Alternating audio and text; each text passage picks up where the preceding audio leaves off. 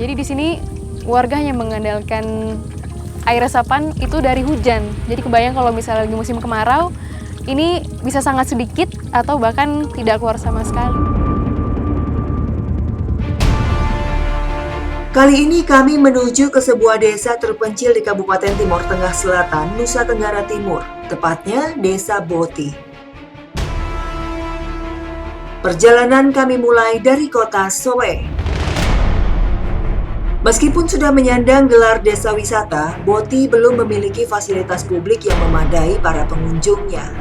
Salah satu yang kami rasakan merupakan buruknya infrastruktur jalan sepanjang 40 km ini.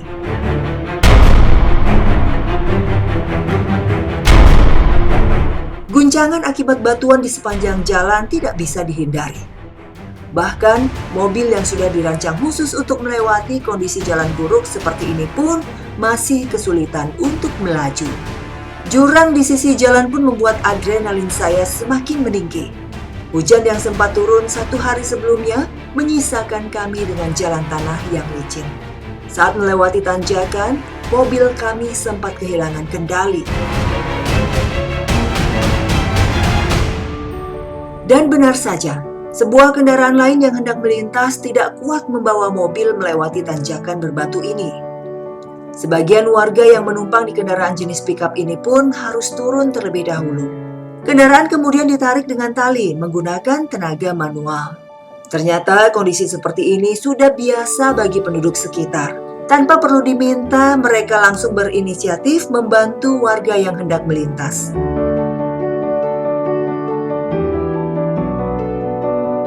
Dengan bantuan warga, mobil pun akhirnya bisa melewati tanjakan. Sepertinya alat bantu tali sudah menjadi perlengkapan yang tidak boleh tertinggal bagi kendaraan biasa.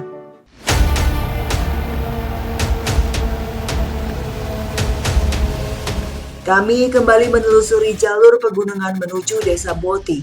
Kali ini, perjalanan kami terhenti saat melewati jalan menurun. Dari arah sebaliknya, ada sebuah truk yang kesulitan melaju dan menghalangi jalan kami. Mau tidak mau kami harus berhenti sejenak. Warga termasuk anak-anak mulai berusaha meloloskan truk melewati tanjakan. Percobaan pertama gagal. Ban belakang truk kembali terjebak dalam cengkeraman batuan dan lumpur. Seluruh tenaga harus dikerahkan untuk bisa menarik beban truk. Dari awal perjalanan kami tadi, hingga sekarang memang belum ada satupun, sedikit pun jalan yang sudah diaspal. Dan sementara di sini jalannya masih sangat buruk, masih berlumpur. Jadi dari tadi banyak sekali kendaraan-kendaraan yang akhirnya harus mogok di jalan dan membutuhkan bantuan warga seperti ini untuk bisa menerobos jalan sampai ke atas.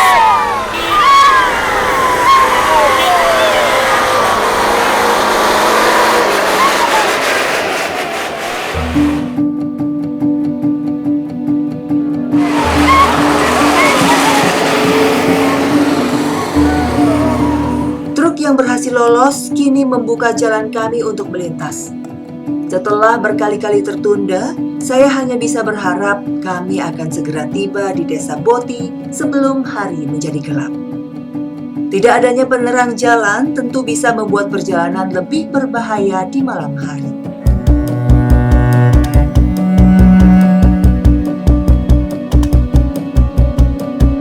Setelah menempuh perjalanan selama hampir 3 jam dari kota Soe, akhirnya kami tiba di Desa Boti.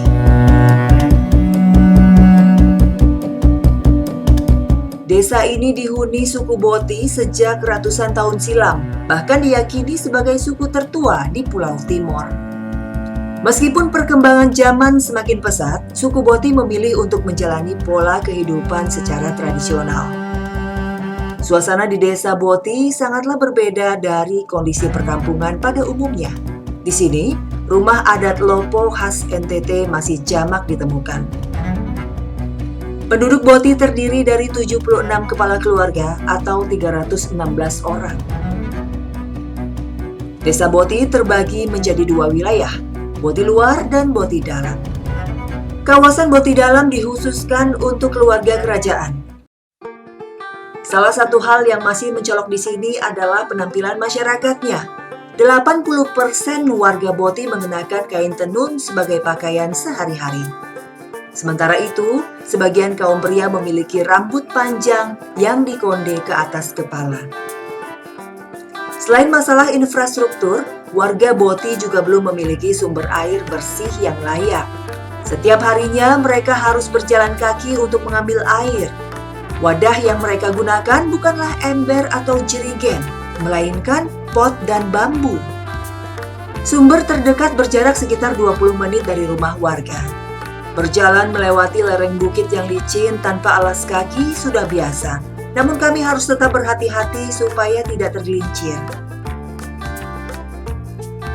Pot dan bambu mulai kami isi satu persatu. Kami pun harus bersabar menunggu setiap wadah terisi.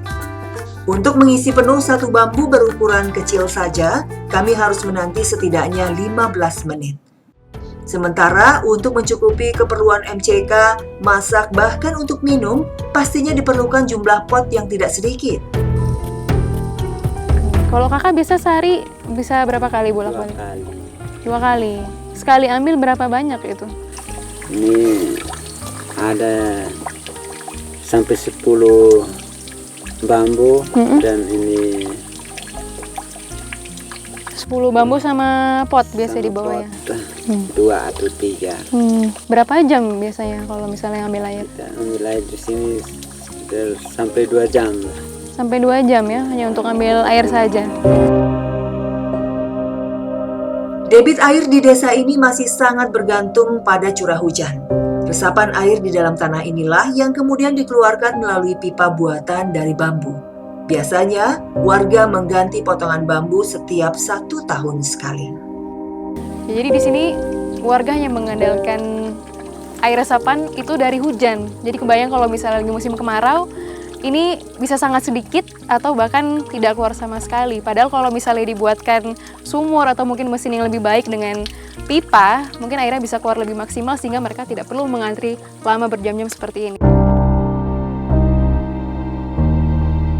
Kami bergantian mengisi air ke dalam pot.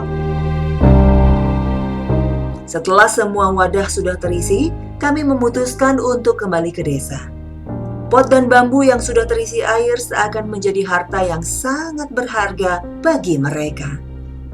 Setiap pijakan kaki melewati tanjakan pun harus dengan hati-hati agar tidak ada tetesan air yang tumpah. Kondisi di luar Boti ternyata tidak jauh berbeda. Warga mengandalkan sebuah resapan air di sungai yang juga dialirkan menggunakan bambu. Namun, sudah lama kondisi sudah mengering. Air yang mengalir pun tidak seberapa. Sama seperti di Boti dalam, warga Boti luar juga harus bergantian mengisi air ke dalam jerigen. Beruntung ada kubangan kecil yang menjadi penampung air. Selain untuk dipindahkan ke jerigen, tak jarang warga mengambil air di sini untuk langsung diminum.